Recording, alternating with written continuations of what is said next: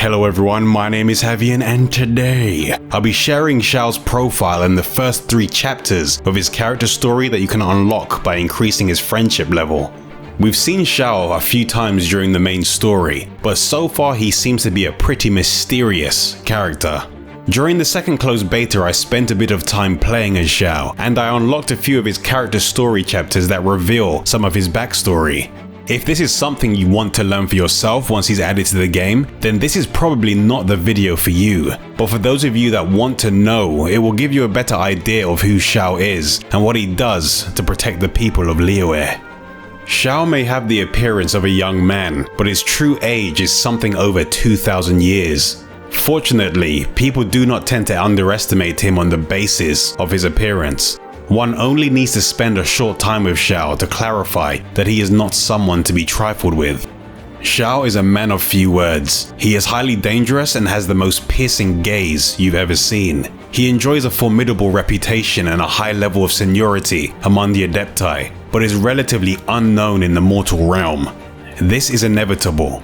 Xiao is not one of those popular deities to whom people pray for wealth and protection. Nor is he a mystical sage of the Zhuyuanjian to whom pilgrims flock in search for divine wisdom. No, if any mortal is unfortunate enough to witness Xiao unleash his true power, it is certain to be under the most dire of circumstances, and they will be extremely lucky if they survive the ordeal. This is not because Xiao seeks to harm people, rather since Xiao is accustomed to waging war against dark forces powerful enough to devour Liyue in its entirety. Any bystanders who witness him in the heat of battle are likely to end up as victims of circumstance. To be clear, this simply means that collateral damage is hard to avoid, not that Xiao goes around silencing witnesses. What exactly is Xiao wrestling with? The coy answer would be old grudges, unfulfilled dreams, the soreness of losers.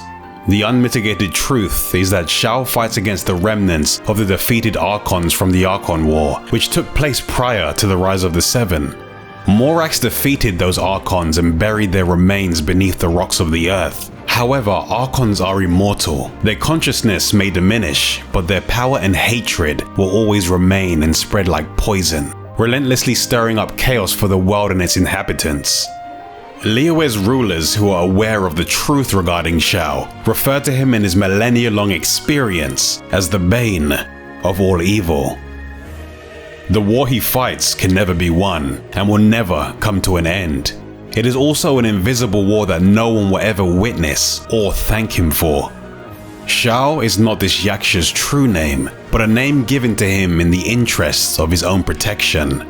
Back in a more naive and young time, a god had gotten hold of Xiao's weakness and forced him to serve as the Archon's puppet, pushing him to perform cruel and bloody acts.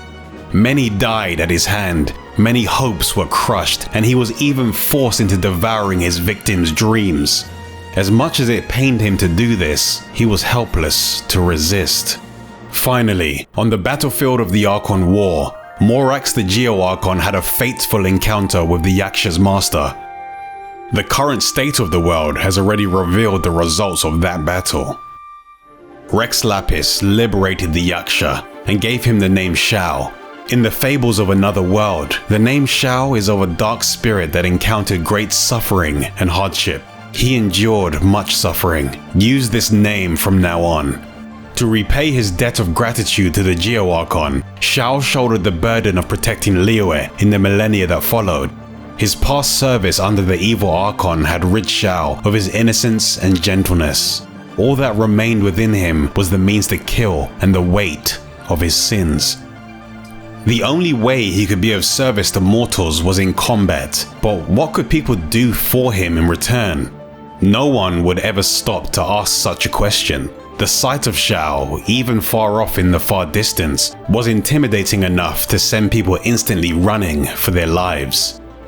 That said, if someone ever did want to show some appreciation for Xiao, there is perhaps one thing they could try. There is a certain secret agent from the Qixing who is tasked with supporting Xiao in his fight against the forces of evil. That secret agent runs a cover operation called the Wangshu Inn. Occasionally, Xiao stops by the inn for a bowl of almond tofu. and if you could see the look on his face when he eats it, there's no mistaking it. He clearly loves the stuff. In truth, Xiao doesn't care either way for the sweet taste. It's the texture he finds irresistible.